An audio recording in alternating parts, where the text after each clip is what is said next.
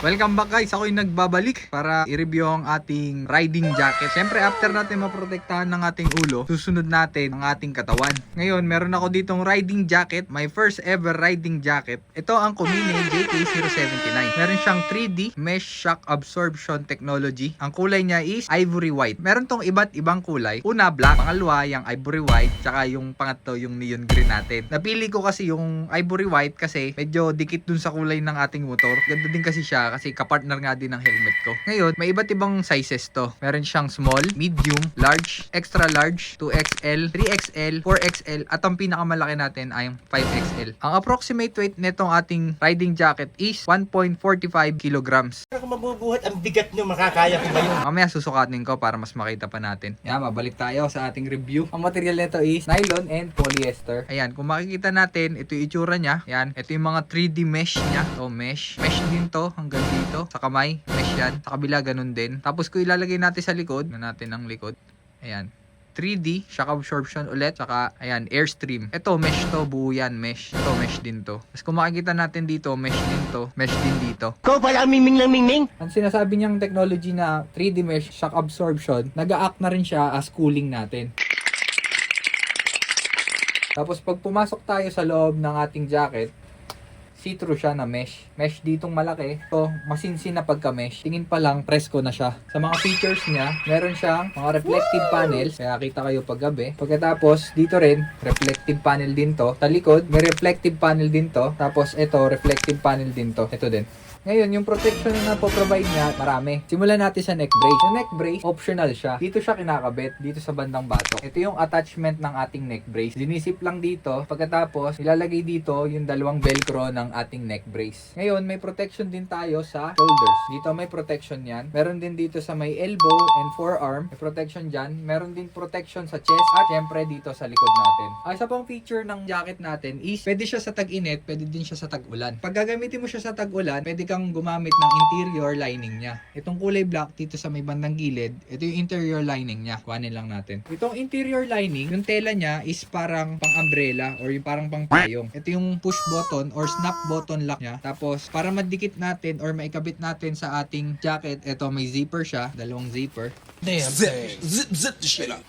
Ayan, dalawang zipper. Sa bandang kamay, meron din siyang botones. May red and black na botones. Para hindi natin makalimutan kung paano siya ikakabit. Ngayon, try natin ikabit. Dito lang, kabit lang natin dito.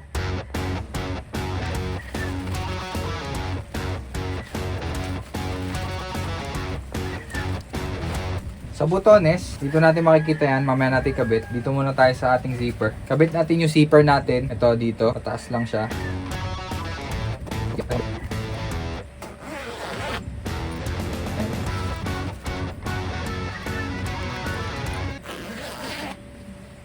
Punta naman tayo sa botones dito sa part ng kamay. Baliktad natin. Makikita natin, ito siya. Red, para sa red.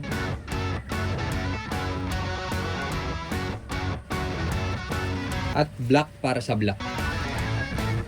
Yan, mahirap nga lang ilagay. Ayos sumuot. Sige, ano pa ba ang features nito? Siyempre, kung malaki kang tao, pwede mo siya adjust dito. Itong mga snap buttons na yan. Dito may dalawang settings sa may bandang forearm. Dito naman sa may braso, sa may biceps mo, may tatlong settings pala dito sa ating braso. Ito dalawa, dito tatlo. Ganon din sa kabila. Tapos dito sa leeg, ito naka-snap dito. Snap button din sa leeg. Pag ilalak mo din mismo yung jacket, bukod sa may zipper ka na, may velcro ka pa. Damn, zip the shit up. Yan. Maganda yung zipper niya, madali isara. Tapos may velcro. Yan. Sa kamay, para masikipan natin, may zipper ulit tayo. Yan, zipper. Tapos ito, velcro. Ngayon, ano namang protection naman po provide niya? Tulad na nabanggit ko kaninang mga pad, papakita ko sa inyo kung saan sila nakalagay at paano ilagay. Ang unang pad natin ay ang back pad. Ito yung nilalagay doon sa pinaka malaking part ng likod, which is dito. Ito siya nilalagay. Dito rin pala sa jacket na to, kung manipis yung waist mo, pwede mo siyang i-adjust gamit ito. Velcro type din siya, tapos pwede mo siya i-adjust dito. Dalawa yan, kaliwa at saka kanan. Kaliwa, kanan, kaliwa, kanan, kaliwa. Yan. Velcro type din siya. Tapos kung makikita natin, sa ilalim pa, Damn, zip the shit. meron siyang connecting zipper ulit. Ang connecting zipper nito ay para sa ating Kumine riding pants na, ano bang riding pants na? Kumine riding pants na PK717. Ang galing! Ang galing! 5'5 ako. Ang kinuha kong size is extra large sa Japan and sa Europe is large. Based dun sa nakalagay sa ating jacket. Subscribe! Ngayon, balik tayo sa ating backpad. Dito natin siya nilalagay or dito siya nakalagay. Buksan natin to. May velcro dito. Dito natin siya ipapasok. Mahirap nga lang siya ipasok. Kaya itutupi mo muna at hindi ko maipasok.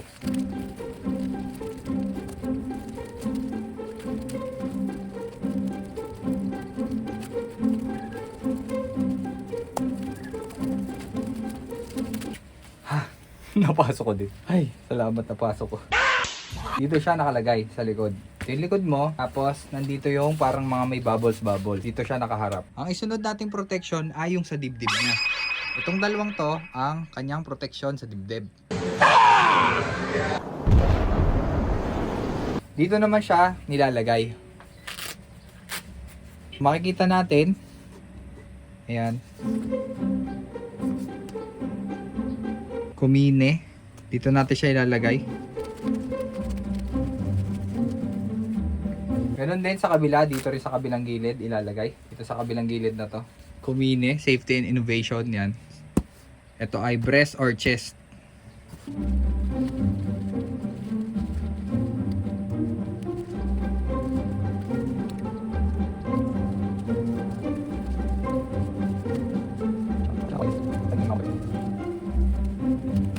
Yan. Sarado lang na ulit natin. Ito yung chest part. Yan. Ito. Ngayon, next naman natin yung shoulder part. Ito yung shoulder part. Dito. Kumine shoulder type A. Ito. May nakalagay ng right at saka left. Ayun o. Right and left. Right dito. Sa paglalagay nun, dito natin ilalagay. Kailangan natin tanggalin sa hanger kasi dito siya ilalagay.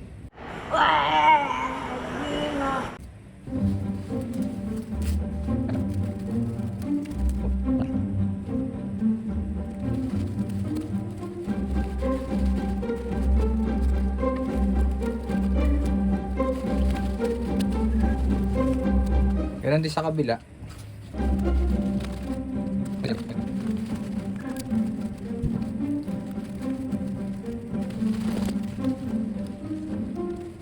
Nalagyan na natin yung back na padding. Ito. Dito.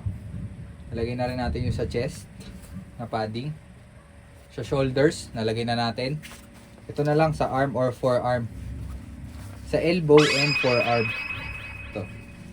Elbow and forearm. Kung makikita natin dito, elbow and knee. What? Ibig sabihin, ito rin yung ginagamit nila do sa ating riding pants, sa mga product nila na riding pants. Dito siya binubuksan. Kung naman natin maigi. Ayan. Ito, meron ulit ditong velcro. Buksan lang ulit. At ipasok.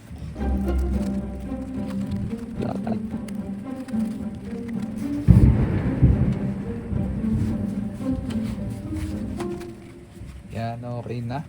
Lalak lang ulit natin. Yan yun, di ba? Pumasok na. Lalak na natin. Velcro ulit. Yan, mafe-feel nyo dito. Ayun o. Ito siya.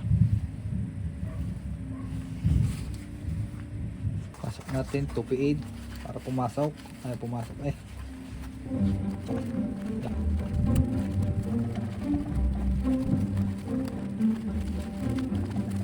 Lock lang ulit natin. Ito. Ito ulit siya. Balik natin yung ating raincoat. Ito raincoat natin. Para maayos natin siya.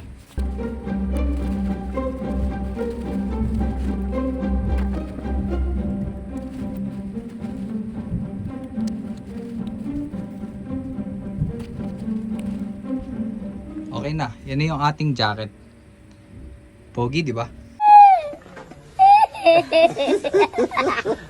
Ito yung internal niya na coating. Yan, pag umuulan, hindi agad kayo mababasa. Papasok dito yung tubig, syempre mesh yan. Pero dito, at least may ganito kayo. Tapos kapag mainit, tanggalin nyo na lang. Ako, tip ko,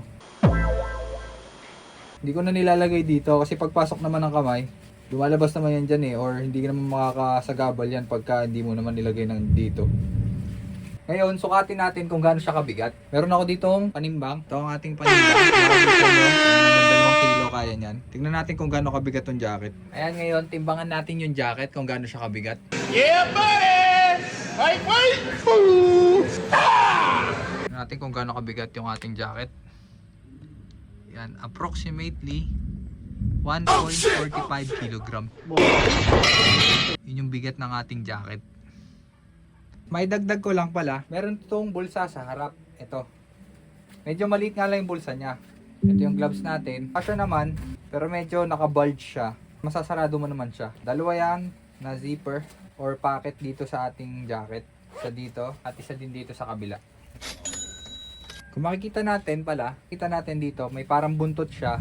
Kasi parang ayon doon sa connection natin ng pantalon. Para hindi pumasok sa pantalon kung uulan man. Dito muna siya, tapos talbog dito. Hindi agad dadiretso doon sa connection nyo ng pantalon. Looks premium, tsaka ano siya, feels premium. Kasi nung bumagsak ako, nag-slide ako. Ito yon, imbes na itong braso ko na to. 'Di ba? Wala siyang sugat to. Walang sugat to. Ito siya. Kagandahan nito, may ganito tayo pagka nagra-rides. Malapit man o malayo, di natin alam kung kailan ng disgrasya. Ayun o, pinoprotektahan talaga ako nito. Ito, kita niya no, gas-gas. Ito tinahi ko na lang kasi buo pa naman yung laman nun sa loob yung kaninang nilagay natin. Naprotektahan din ako nun. Ngayon, ang pangit lang sa kulay puti, madumihin. Emotional, damn it! At kung nagustuhan mo tong video na to, don't forget to subscribe. Back guys, nandito tayo para i-review ang ating jacket. Ito ang ating Omni jacket. Ngayon, 28 degrees. Gamit ko yung interior lining niya. Okay naman kasi may pumapasok na hangin. Pero pag nakatigil, medyo mainit na. 28 degrees sa ating panel. 29 degrees. Okay naman. Pagka siguro umaga, bearable pa yung init niya kapag nakatigil. Pero ang suggestion ko nga, pag mainit na mga 30, 31, 32, tanggalin na natin yung interior. Talaga presko. Mararamdaman mo yung tunay na presko. Skibidi dop dop dop dop dop. Yes, yes, yes, yes. Dip, skibidi dip, skibidi double double double double. Yes, yes. So ito guys, ayan, hindi masyado mainit ngayon, 30 degrees, pero tinanggal ko yung interior lining. Masarap presko. Pasok talaga sa dibdib natin. Parang ganito, yung nasa upuan ko, ganung mesh na type. Re-recommend ko ba to guys? Yes, mare-recommend natin to guys. Pero kung kayo papipiliin, meron din akong pinakonsider dati itong Komini na jacket o Duhan na jacket. Almost half the price yung Duhan. Pero di hamak na mas maganda tong Komini kasi mas makapal siya. Okay. So kayo ba guys? Comment down below lang kayo. Thank you guys! Kapag nagustuhan mo tong video na to, subscribe!